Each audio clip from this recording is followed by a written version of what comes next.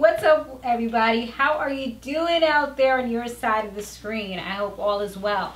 So today we're going to be doing a little bit of a discussion, and it's going to be pretty quick. I kind of wanted to just share this with you guys because I know a lot of you guys have asked me like things that I eat and things like that. I was kind of doing my weight loss journey when I was trying to lose weight on my... It's like a random channel that I have that I don't really promote ever. It's called Samore Love Uncut. And I was doing like the whole weight loss thing. I was trying to, you know, get the stomach all right and tight and everything. But I did have some hiccups along the way. I also was talking a little bit about my food regimen and things like that. Those of you guys that have been with me for a while, you do know I was suffering with eczema for quite some time. I used to feel really self-conscious in the beginning, you know, when YouTube started really booming, and I noticed that more and more people were watching me, and I had on like short sleeve shirts. I would feel a little funny about showing my skin or whatever, just because my elbows was always so dark. I mean, they're still kind of dark in some areas, as you can see. Like they're still kind of dark there, you know, and still a little bit, you can see some spots there, but it's nowhere near as bad as it used to be. And in order to kind of cure or clear my eczema, there were a lot of daunting steps that I had to go through. If you guys, like I said, you've been with me for a while, you know that I do have multiple food allergies. I'm allergic to rice, I'm allergic to corn, I'm allergic to peanuts, I'm allergic to all shellfish. Pretty much anything that you could be allergic to as far as like hay fever type of things. Like every tree, every grass, cats, dogs, mildly allergic to dogs, latex, like, yeah, like a little bit of everything. For the foods, I think those are pretty much the foods that I'm allergic to. Yeah, oh, and soy, I forgot to mention soy. So a lot of the diets out there, I don't even try them just because I can't really try them. As far as like doing, like, let's say if I wanted to be vegan, I couldn't really do that anyway, because a lot of times most of those foods have soy in them, or they're heavily filled with soy, or things like tofu. I can't eat tofu. Even before I really got all these other allergies that I never had before, I could never eat tofu because I used to always get blisters on my mouth. So that was something that I always had an issue with. And I did try it before. Now it's probably much worse since I have all these other food allergies. You know, this was not something that I was born with. It's something that I kind of messed up and kind of ended up getting food allergies. I'm thinking of possibly starting to do food types of videos on this channel, but it's still something that I'm thinking about doing because I'm trying to do like a lot more healthier food things, because I eat really clean, really healthy. I don't eat fast foods. If I do, it might be like IHOP, and that's maybe like once every couple of months or something like that. It's not something that's consistent with me. I haven't even eaten Chinese food in a while, and that's something that I actually used to eat, like, but it wasn't even like Chinese food. It was just like the steamed broccoli and the chicken with the sauce on the side, so I can kind of like dip it slowly and not use too much, just in case if I had any reaction to it, since they do have soy in it. Right now I don't really intake much, well, any dairy, unless it's like in one of my guilty pleasures, which is chocolate. And I don't eat any wheat. Oh yeah, wheat is another thing that I'm allergic to. With wheat, I'm not really sure. You know, I've been able to eat certain things with wheat since I've had my allergies, but then I've had 2 incidents where with the pizza, I don't know if it could have been the wheat that triggered it. I really don't know what it was. I did call up Domino's. They said they didn't change anything in the menu or anything like that. So I'm not really sure what exactly it was that triggered it. I know I did also eat some lettuce. Maybe it had mold on it. I mean, I'm trying to think of anything that could have possibly triggered this reaction, but I don't know what it was. I just know it was really bad. And I know there was another instance years ago where I had a sandwich, but at that time I had also had an acid reflux pill at the same time. So I'm kind of thinking it could have been one or the other. They said it could have possibly been the sandwich, you know, because I never ate it from that particular place before. So I don't know, but I did learn that one of the triggers for my eczema is the wheat.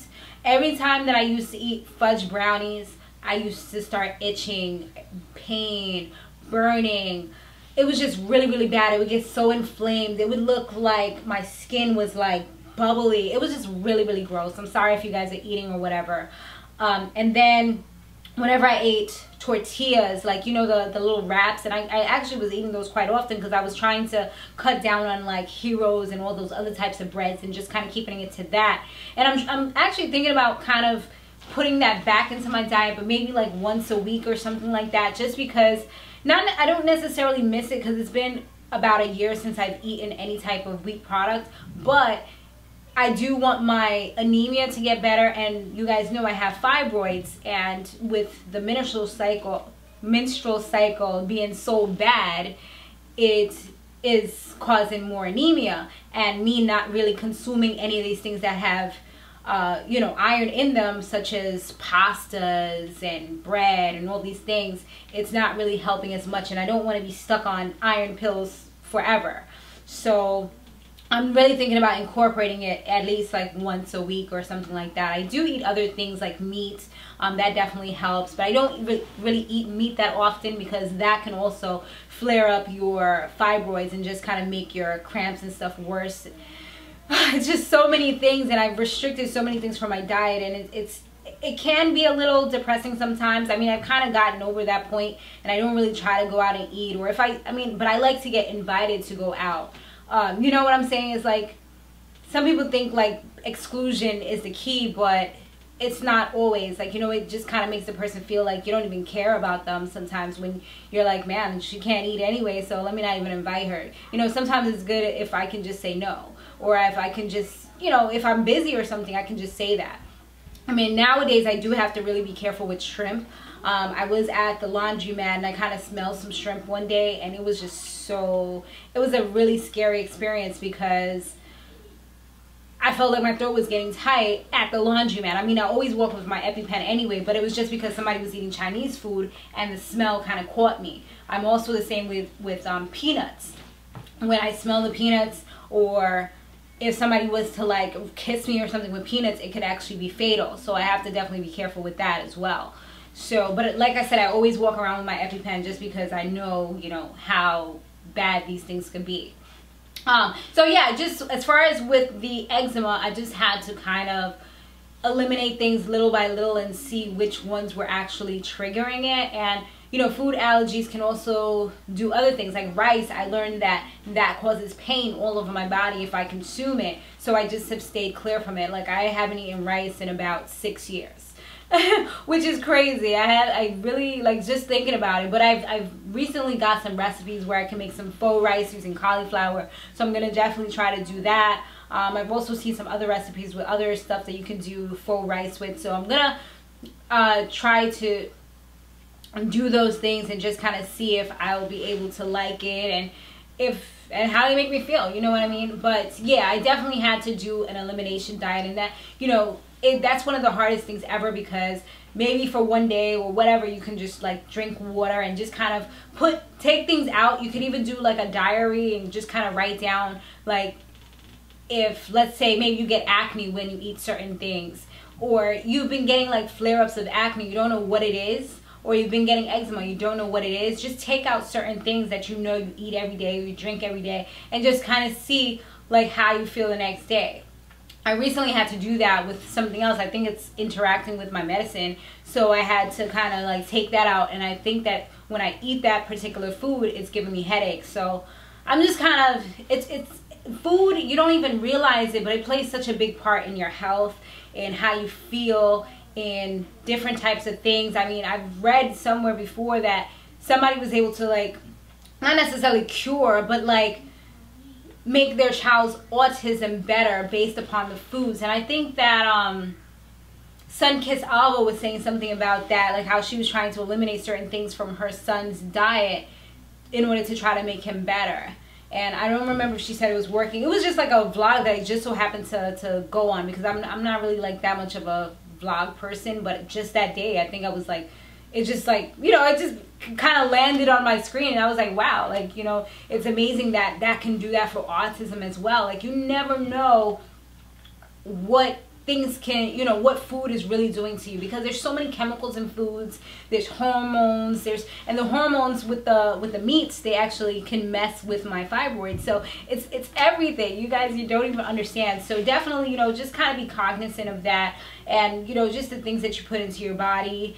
And yeah, like food can definitely make or break you, you know what I mean? Like there's certain foods that you need for the nutrients, the vitamins, the minerals. And a lot of people, I know that they're switching to vegan, but also, you know, definitely if you're not one that goes to the doctor, do things and check out your CBC count and just kind of make sure that you're on track with everything and you are getting enough nutrients that you need in your body, because you know, you've changed your diet so drastically, you could be missing something that you need. And you know, you don't want to wait until it's too late in order to get whatever it is that you need.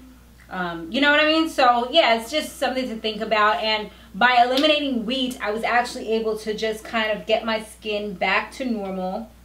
You know, it was really, really dark all the way up to here. I went to the dermatologist and they wanted to give me steroid cream. I got it from the pharmacy. I never used it, not even once. They were saying all these medical terms. Oh, I think it's the top of the skin. It's an abrasion. You know, it was just making me feel so uncomfortable looking at my skin. It just, you know, the words that they're saying, I don't understand what they're saying. So I'm just sitting here like, oh my God, my skin is going to fall off. You know what I mean? Like I was just so worried. But just by doing those things, it just kind of helped with that. So, you know, now I can start putting things slowly and just seeing which particular, I guess, types of wheat are really like triggers for me. I know I've had a little bit of macaroni and cheese, and it didn't really do too much damage. The cheese and milk products do kind of give me gas, but it's just amazing when you're in tune with your body and you just kind of know what something will do to you before it does it, and you don't sit there all bloated like, damn, why do I feel like this? Because you ate so many different types of foods. Because now that you've done this elimination diet and kind of wrote it down, or kind of have this mental note, you know what is doing what to you.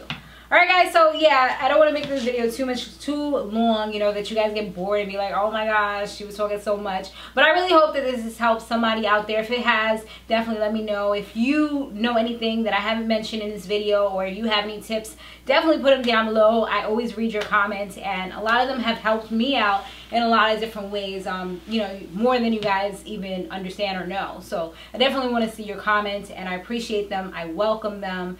And thanks for watching, guys. And if in case you were wondering, because I didn't mention it, this is the Zori wig that I have. She's called Oprah, okay? That's why I felt like I had to talk, honey, because I am wearing Oprah. I had to give you that Oprah realness. Alright, let me stop being too extra. Alright guys, thanks for watching. Be sure to stay fabulous, live free, and soar limitless. I'll see you in the next one. Laters.